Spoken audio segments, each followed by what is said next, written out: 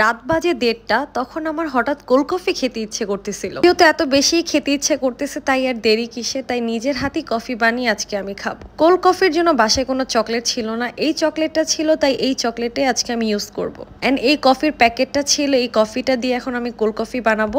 চকলেটটার সাথে বেশি করে কফি দিয়ে নিচ্ছিলাম, দেন হচ্ছে 1 চামচ চিনি দিয়ে দিচ্ছি, একটু সাথে গরম পানি দিয়ে দিচ্ছিলাম, ওগুলো সব কিছু মিক্সড করে অ্যান্ড কফি, গরম পানি, চকলেট এই সব কিছু একসাথে নিয়ে হচ্ছে ভালো করে মিক্সড করে নিচ্ছি। একদম সিম্পল একটি কোল্ড কফি রেসিপি আমি আপনাদের সাথে আজকে শেয়ার করব। অ্যান্ড এই বোতলটা আমি বের করে নিলাম, এর সাথে আমি একটু দুধ মিক্সড করে নিচ্ছি, দুধটা একদম ঠান্ডা ছিল।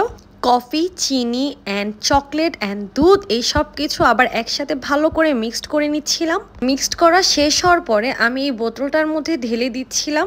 বোতলটাতে ঢেলে দেওয়ার পরে এখন আমি এটার সাথে আরো কিছু ঠান্ডা দুধ আবার এটার মধ্যে ঢেলে দিলাম। সবকিছু মিক্সড করা শেষ, এখন এটার মধ্যে আমি কিছু বরফ দিয়ে দিব। কোল্ড কফির মধ্যে তো বরফ দিতেই হবে, তাহলে তো স্বাদটা পরিপূর্ণ আসবে। সিম্পল ভাবে আমার কোল্ড কফিটা বানানো হয়ে গিয়েছে। আশা করি আপনাদের সবার অনেক ভালো লাগবে, অবশ্যই আপনারাও বাসায় ট্রাই করবেন। সো সবাইকে বাই অ্যান্ড আল্লাহ হাফেজ।